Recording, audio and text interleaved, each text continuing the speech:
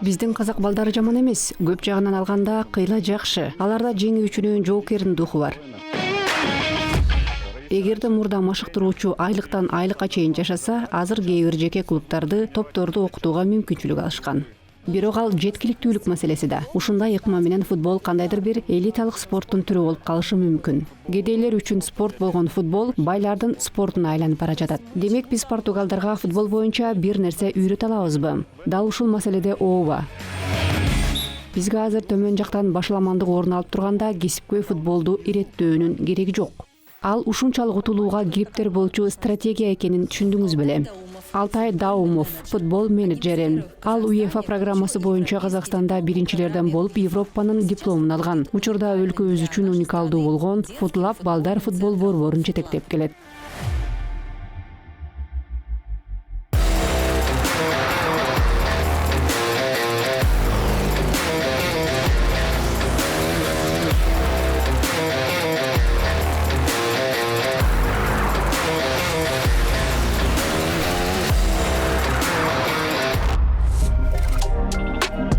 Кутман кеч, Алтай. Саламатсызбы, кош келиңиздер. Вы знаете, начать хочу с... Билесизби, мен ачуу чындыктан баштагым келет. Казакстан кантса да футбол державасы эмес. И за 30 лет мы такой и не... Анандагы 30 жылдан бери биз андай боло албадык. Бирок сиз бул жерде балдар менен иштейсиз, демек келечекти ойлойсуз. Бизде европалык клубтардагыдай ойноого мүмкүнчүлүк барбы? Европейские клубы. Именно поэтому мы этим и занимаемся, хотим, чтобы... Бизде дал ошондуктан ушуну менен алектенип келебиз. Биздин Казакстан футболу европалык деңгээлге чыгышын каалайбыз. Мен интервьюларымдын биринде айтып кеткендей, биздин казакстандык балдар жаман эмес. Азыр Англияда, Испанияда, Германияда ойногон балдардын көп жагынан жакшыраак турат. Аларда жеңүүчүнүн духу, жоокердик дух бар. Ошонун өзү аларга эч нерсени ойлонбостон өз максатына жетип, клуб катары өнүгүүсүнө шарт түзөт. И развиваться в качестве. Демек биздин менталитет бизге футболду жакшы ойноого жардам береби? Хорошо играть в футбол? Да, на самом деле... Ооба, чындыгында эле ошондой. Анткени Европа жумшарып баратат. Ал эми биздин балдар болсо, али ошол тенденцияларга алдыра элек. Алар дагы эле даяр, алар коркпойт, алар өнүккүсү келет жана качандыр бир күнү ага жетээрине ишенишет. Ал эми биздин балдарыбыз кааласа, менимче алар сөзсүз жетет. Бирок ал үчүн биз аларга шарт түзүп беришибиз керек. Ошондо алар сөзсүз түрдө жетишет. Анда бүгүнкү күнү Казакстанда массалык балдар футболу кандай өнүгүп жатканы тууралуу сөз кылалы. Макул кубануу менен айтып берем.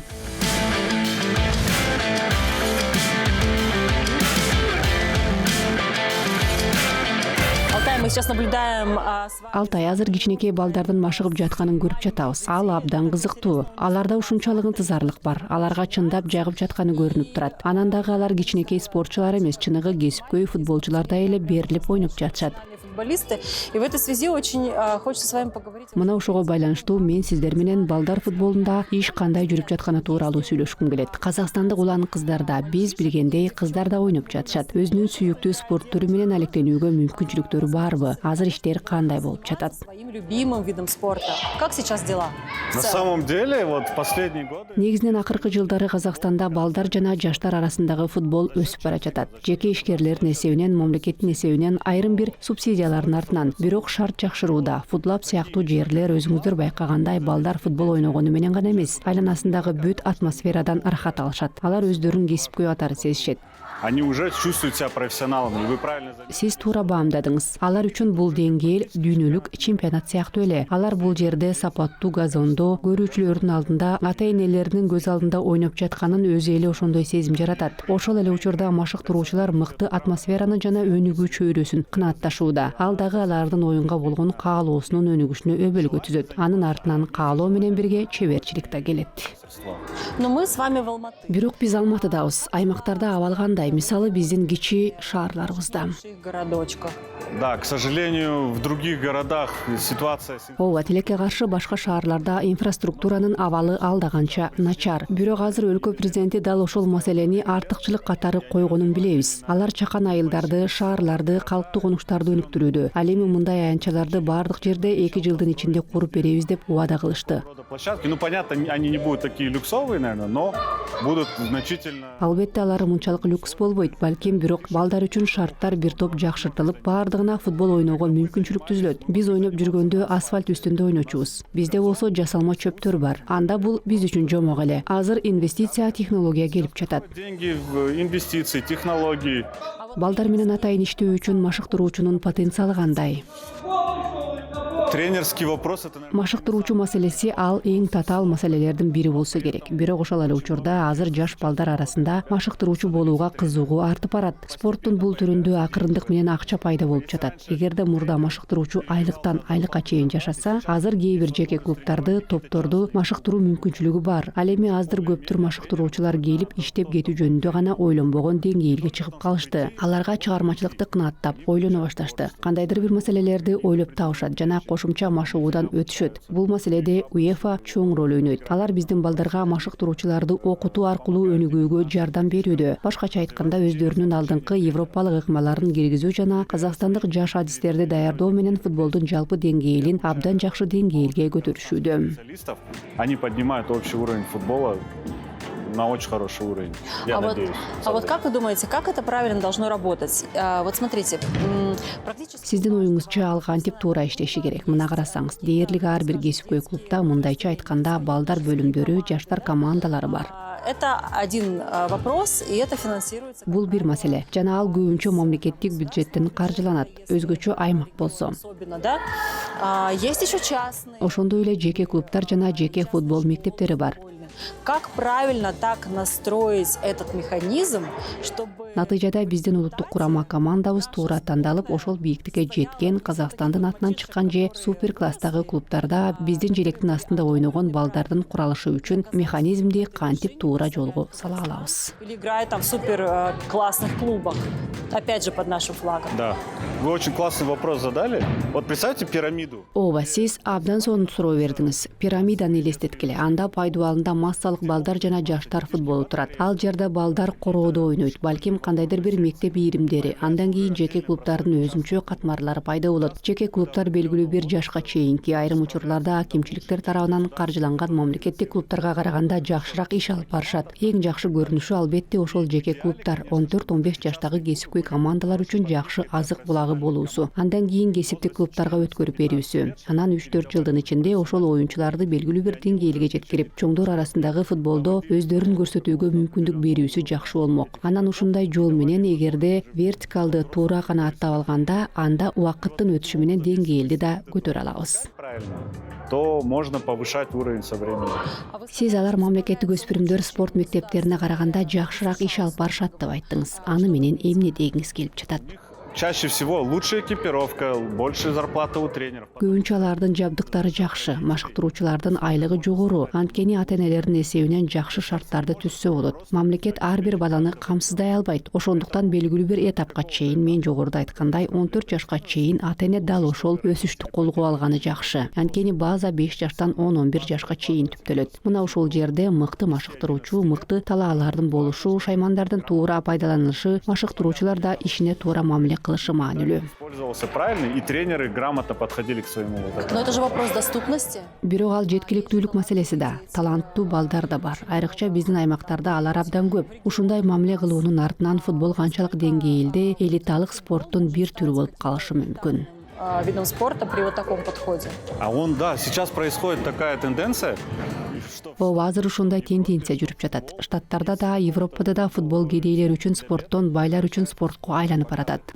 То есть там в Штатах где-то... Башкача айтканда, штаттарда бир футболчунун машыгуусуна айына $500 кетет. Эгерде адам ошол сумманы төлөй албаса, анын кандайдыр бир олуттуу деңгээлге жетиши өтө кыйын болуп калат. Тилекке каршы айкындуулукта Казакстанда болжол менен дал ошондой болуп жатат. Эгерде ата-эне кошумча машыгууга, команда менен кээ бир эл аралык турнирлерге барууга акча төлөй алса, анда балада көбүрөөк мүмкүнчүлүк түзүлөт. Мамлекет дагы бир жолу кайталап кетейин. Балдардын баарын эл аралык турнирлерге алып барып, бардыгына жакшы аянтчаларды түзүп берип, жумасына тайпа ичинде 2-3 жолу эмес, машыктыруучу менен дене тарбия боюнча машыктыруучу менен 2-3 рет кошумча машыгууларды жана башкаларды өткөрүп бере албайт. Подготовки ну и так далее дополнительно. Хочу еще с вами... Сиз менен KIFC жөнүндө сүйлөшкүм келип турат. Алар азыр канчалык натыйжалуу иштеп жатат? Азыр сиз менен кеп кылып жаткан милдеттер үчүн. С вами сейчас говорим.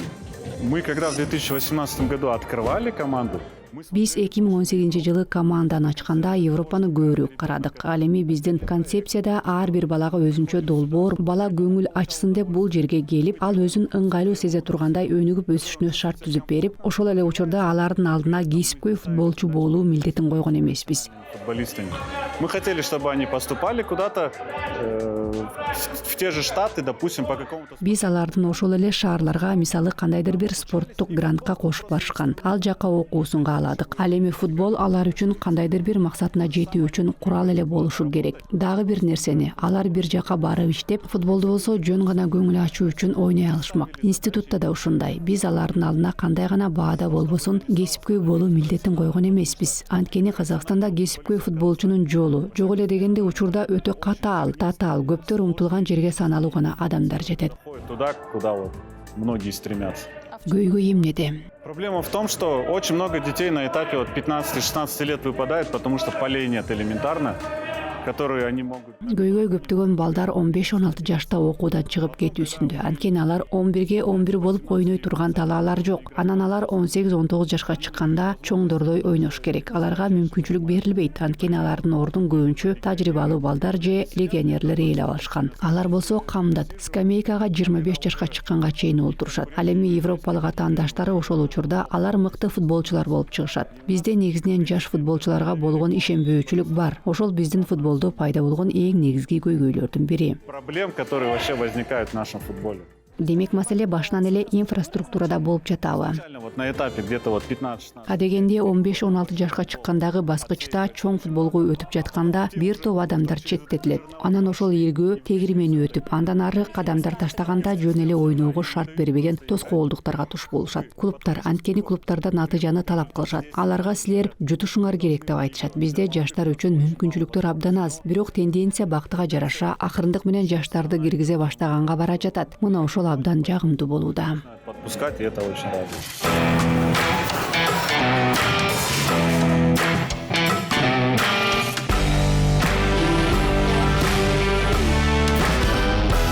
Вы сказали, что молодых... Жаш футболчуларды акырындык менен ойноого киргизе баштады деп айтып жатасыз. Сиздин оюңузча ошол тенденция орун алып кеткенине эмне себеп болду? Эта тенденция переломилась. Биринчиден ошол эле Дастан Сатпаевдин үлгүсү. 16-17 жаштан эле атаандаштыкка туруштук бере ала турган жылдыздар чыга баштады. Алар чоңдор менен бирдей шартта ойнош үчүн 25 жашка чейин күтүүнүн кажети жок. Аны мен футболдун жалпы деңгээли өсүп жатканы менен байланыштырам. Тактап айтканда, балдар жана жаштар арасындагы футболдо. То есть именно вот этого детско-юношеского, где вы находите... Бардык жаштардын ишенимин арттырган мыкты балдарды тапкан жана жаштар арасындабы. Повышают доверие, в принципе, ко всем остальным молодым. Ооба. А в этой связи как вот вы оцениваете недавние... Ушуга байланыштуу легионерлерди мамлекеттик бюджеттен каржылоого тыюу салуу боюнча конкреттүү мыйзамды ишке ашырган спорт министрлигинин акыркы демилгесин кандай баалайсыз? Легионерлердин баардыгы эми демиөрчүлөрдүн мойнуна өтөт. Ал учурда жана узак мөөнөттүү келечекте канчалык пайдалуу? И в долгосрочной перспективе.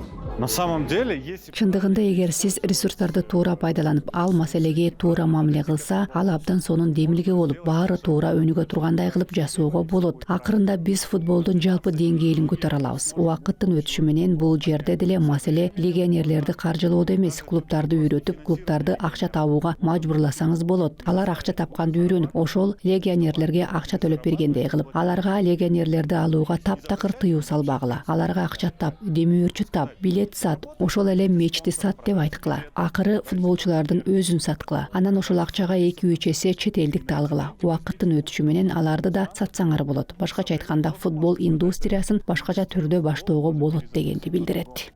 Алтай, бирок сөз ошол тууралуу эле болуп жатат да, негизи легионерлерге тыюу салынган жок да. Болгону аларга айлыкты мамлекеттик бюджеттен төлөп берүүгө тыюу салынууда. Есть клубы, которые... Ой, мейли болду, анда биз казактар менен гана ойнойбуз деген клубтар бар. Болду, көбүрөөк акча табуу жана атаандаштыкка жөндөмдүү болуу мүмкүнчүлүктөрүн издей баштоонун ордуна адамдар жөн гана түз мааниде кабыл алышып, макул, кандай айтышса ошондой болот дешет. Мен ошо тууралуу айтып жатам. Эл аталган демилгени туура түшүнүшү керек.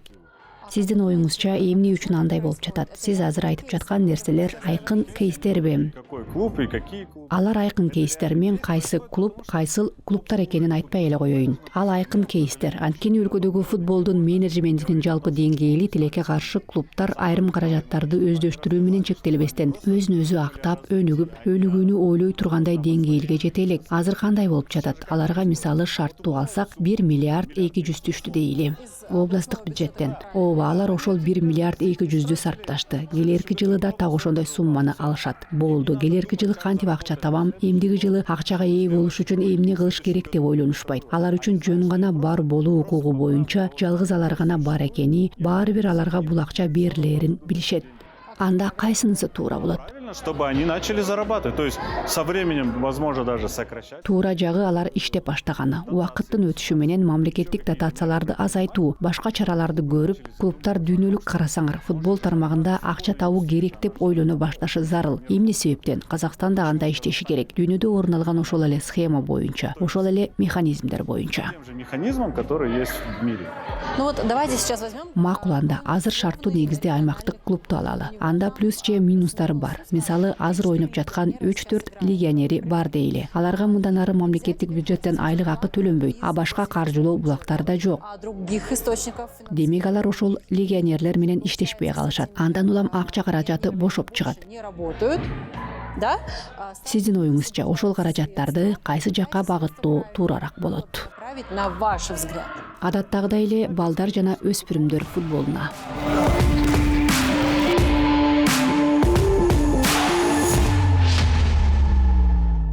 Нам не нужно сейчас разбираться. Бизге азыр кесипкөй футбол менен алектенүүнүн кереги жок. Биздин төмөн жагыбызда баш аламандык орун алып турганда бизде ыңгайлуу шарттарда жакшы машыктыруучулар менен машыгууну каалаган баардык балдарга мүмкүнчүлүк жок кезде. Мына ошол жакты тартипке келтирмейинче бул жакта эч качан тартип болбойт. Демек мамлекет балдарга басым жасоо керектигин түшүнгөндө чындыгында ал аны түшүнө башташты. Оно, в принципе, это уже начинает понимать. Бирок ошол эле учурда аны кесипкөйлөргө жана чындап эле каалашкан жана колунан келгендерге ишенип тапшыруу керек. Ошондо акырындык менен бизде кесипкөй футбол өсөт. Бирок ал 10-15 жылды талап кылат. Вы сказали, что... Сиз жакынкы шарттуу негизде бошогон акчаны балдар жана өспүрүмдөр футболун өнүктүрүүгө жумшаш керек дедиңиз. Ооба. Эгерде конкреттүү айтсак, кайсыл жагына? Ар бир баланын машыгууга мүмкүнчүлүгү болуусу үчүн. Мына бизде шарттуу алганда 20 миллион адам бар. Анан кайсы болбосун алыскы айылда жөн эле келип, топ тебүү үчүн эмес, аларга бир жолу аянтча даярдап койгонго шарт түзүүгө. Ал жакта тутумдуу иш болушу таризинде. Машыктыруучулар билим алганга, ошол шарттуу алынган айылдын эң мыкты балдары кайсы бир шаарга көчүп келүүсүнө, академияга барып ошол жактан өнүгүүсүнө. Анан дагы жанакы мен айткан пирамида жөнүндө. Ал жогору көтөрүлө баштайт. Анан акырындап ошол 22 адам да табылат. Биздин өлкөдө алар сөзсүз табылат, анткени алар бар. Потому что они точно есть. Негизи сиз футбол менен кантип таанышып калдыңыз эле? Это вообще, наверное, как у всех. Эми башкаларга ошол эле болсо керек. Балалык кыял, балалык хобби. 13 жашымда өзүмдүн футбол академиям болот деп кыялданып уйкуга кетчүмүн. А сиз футболчу эмес, функционер болом деп ойлочу элеңиз. Ооба. Сиз башкалардай эле деп айттыңыз. Адатта балдар футбол ойногонду башкаруу эмес, өздөрү футбол ойногусу келет. Вот, а я любил играть, любил футбол, но я играл... Ооба, мен ойногонду жакшы көрчүмүн, футболду жакшы көрчүмүн. Бирок мен анча ыңгайлуу эмес шарттарда ойнодум. Мен супер футболчу болбой турганымды түшүндүм. Ошол кезде компьютерде футбол менеджери оюну пайда болду. Ал оюн мен күнү түнү ойной берген жалгыз оюн болду. Мен ойноп, оюнчуларды сатып алып, талааларды куруп, стадиондорду өнүктүрчүмүн. Анан ошол одон айтканда 2000-жылдардын башынан тартып, менин компьютеримдеги жалгыз оюн болду. Мен ал жакка кейтеринг коюп, ресторандарды жабдып, машыктыруучуларды алмаштырчумун. Ал жакта программа менен бирге машыгуу программаларын түзүп чыкчумун. Мен ошо менен жашадым. Мен аны ишке ашыргым келди. Оюндан чыгып айкын жашоодо ишке ашыргым келди. Азыр болсо дал ошону менен алектенүүдөмүн. Анан элестеткиле, бала кездеги кыялды ишке ашыруу канчалык ырахаттануу экенин. Занимаюсь, и вы не представляете, какое это удовольствие. Это детская мечта. Казакстанда футбол индустриясы жок экенин, анан анын баарын жеке ишке ашыруу үчүн ал бар жака баруу демилге мамилеси жок экенин ойлогон эмес белеңиз. Меня очень часто об этом спрашивают. Менден ал тууралуу көп сурашты жана башка өлкөлөргө да чакырышты. Бирок мен эгерде биздин муун аны менен иш алып барбасак, анда азыр эч ким иш алып барбасын түшүнүп турам. Анткени мурунку муундун билими али жетишпейт. Кантсе да алар бир аз эски форматта эмеспи. Ал эми жаштарда футбол анча кызыктуу эмес. Футболго болгон кызыгуу акырындап төмөндөп баратат. Себеби кандайдыр бир кибер оюндар көбүрөөк. Анан дагы балдар бир беттешке 90 мүнөт көңүлүн топтой алышпайт. Мына биздин муун 80-90 жылдары төрөлгөндөр, азыр биз гана бир нерсени өзгөртө алабыз. Эгерде биз өзгөртпөсөк, анда бүтүндөй индустрия эч качан көтөрүлбөйт. Индустрия, она так и не поднимется. Бирок жалпысынан Казакстанда башка ушундай борборлор жок. Анан да дүйнөдө бир нече жерлер гана болсо керек, туурабы? Сейчас функционирует. Казакстанда гана эмес, азыр иштеп турган мындай борборлор экөө гана. Бири ошол франшиза келип чыккан Португалияда. Криштиану Роналдуга таандык. Ал дагы бир футбол легендасы Руи Коста менен өнөктөш. Алар Дубайда, Лиссабондо жана Алматыда болгон. Ошол эксклюзивдүү франшизаны жаратышкан. Ал эми алар Америка Кошмо Штаттары сыяктуу башка аймактарда, Европанын башка шаарларында ачууну ойлонуп жатышат. Другие европейские города. А как так случилось, что... Лиссабондон ал франшиза. Футбол жакшыраак өнүккөн башка өлкөлөрдө эмес. Казакстанга кеткени кандайча ишке ашты? где футбол, ну, так скажем, лучше развит?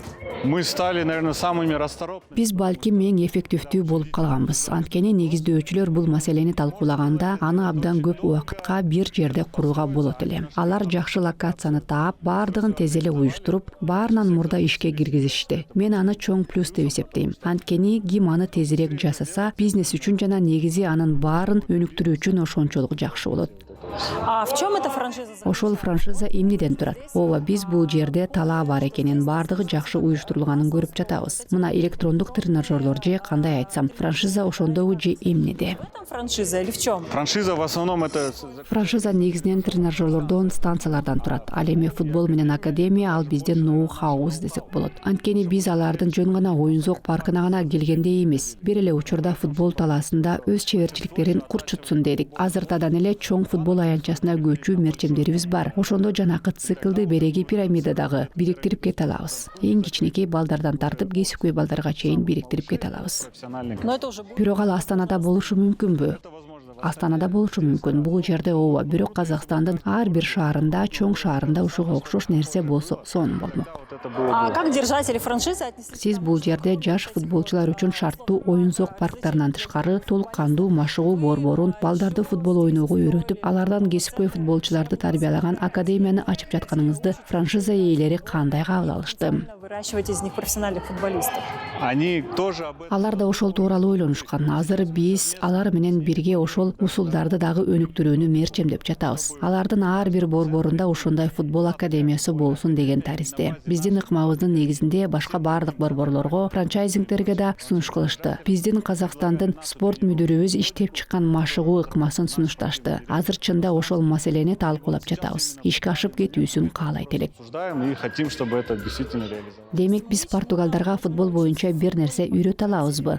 Дал ушул маселе боюнча ооба.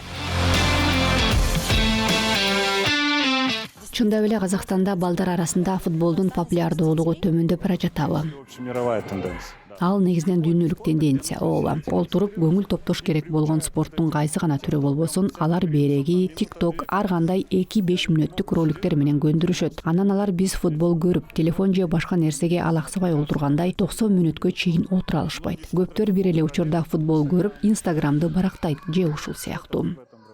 Мына тенденцияны талкалап чыгуу жолдорун кандай көрөсүз? Же эч нерсе эмеспи? Же ал шарттарда биз келишүү жана кандайдыр бир жол менен иштешибиз керек болгон нерсеби? Биз ага көнүшүбүз керек. Азыр жада калса оюндун форматын өзгөртүп, аларды өзгөртүүгө аракет кылып, таймдарды кыскартып, кандайдыр бир кошумча нерселерди кошуп, геймификацияны, анын ичинде футбол оюнуна дагы бир нече кошумча элементтерди кошуп жатышат. Негизинен ал эң эски оюн, аны өзгөртүү абдан кыйын. Бирок ошого карабастан ага да кандайдыр бир жол менен көрүүчүлөрдү студияларга тартуу үчүн кандайдыр бир нерселерди киргизүүгө аракет кылып жатышат. А береги тенденция биз айтып жаткан пирамидага кандай таасир этет? Көрсө балдар аз кирсе, бул спортко кызыккан балдар аз болот экен да, ошондой болуп калабы? Так получается? Ну, Мен так статистиканы билбейм, бирок мен азыр биз менен салыштыра турган болсок, көптөгөн балдар телефондорунда олтурушат же башка иштер менен алектенишет. Анткени биз көчөгө чыкчубуз, көчөдө күн өткөрчүбүз, ошол чөйрөлөрдө өөрчүгөнбүз. Анткени футболчуга жумасына 3-4 сааттын ичинде футбол ойноого үйрөнүү мүмкүн эмес. Орто эсеп менен балдар дал ошондой машыгышат. Үйрөнүү үчүн көчөгө чыгып, күнү кечке футбол ойнош керек. Это надо выходить на улицу и сутками играть в футбол. Анан бул жердеги балдарда график боюнча машыгуудан тышкары алар үйгө келиши керек. Анан кечинде короого чыгып чуркаса болобу? Албетте, ошондой эле күн сайын дагы 3 саат короодо ойношу керек. Ошондо гана оюн чөйсө алат. Анан ал жакка жумасына 3 жолу эле 1 саатка келсе, албетте андан футболчу чыкпайт. Алтай, эмне үчүн федерациянын президенттигине талапкерлигиңизди коюуну чечтиңиз? Это было решение очень взвешенное. Ал абдан салмактанып алынган чечим болгон. Анткени буга чейин президент болуп турган Адилет Назарбаевичке Казакстан футболун өнүктүрүү боюнча мурдагы стратегияны жазууга жардам бергеним эч кимге жашыруун эмес. Ал ошол кызматтан кетүүнү чечкенде тилекке каршы тигил же бул себептерден улам биз жазгандардын көбү аткарылбай калдыго деп ойлогом. К сожалению, по тем или иным причинам. И что у меня есть? Анан да менде билим да, компетенттүүлүк да бар. Негизи мен УЕФАда да футбол боюнча менеджер катары билим алып жүргөн учурумда эле менин билимим футболду мамлекеттик деңгээлде, Казакстандын деңгээлинде өнүктүрүүгө жардам берерин түшүнгөм. Тигил же бул программаны сунуштап жатканда сиз сунуштаган айрым демилгелер азыр ишке ашырылып жатканын көрүп жатасызбы же башка жолго түшүп кеттиңизби? Они идут, да, чуть по-другому. Ооба, бир аз башка жол менен баратышат. Анткени мен айткандай түз эле пайдубалынан ылдыйдан баштагым келген. Мени кесипкөй футболду эмне болоору кызыктырган эмес. Анткени мен ошол ылдый жакты тартипке салгым келген. Ал эми ошол маселелер биринчиден анча популярдуу эмес жана каржылык дагы эмес. Башкача айтканда, ал жакта акча табуу мүмкүнчүлүгү жок, тескерисинче. Демек натыйжа анчалык тез болбосо керек. Ооба, узак мөөнөттү. Тактап айтканда, менин эмгегимдин үзүрүн шарттуу алганда 4 жыл иштесем, мен 4 жыл ичинде жада калса 8 жылда болсо көрө ала турганым факт эмес. Ал ушунчалык утулууга кириптер болуучу стратегия экенин түшүндүңүз беле? Мен үчүн ооба, бирок өлкө үчүн эмес. Мен аны менен алектенүүнү каалаган футбол үчүн эмес.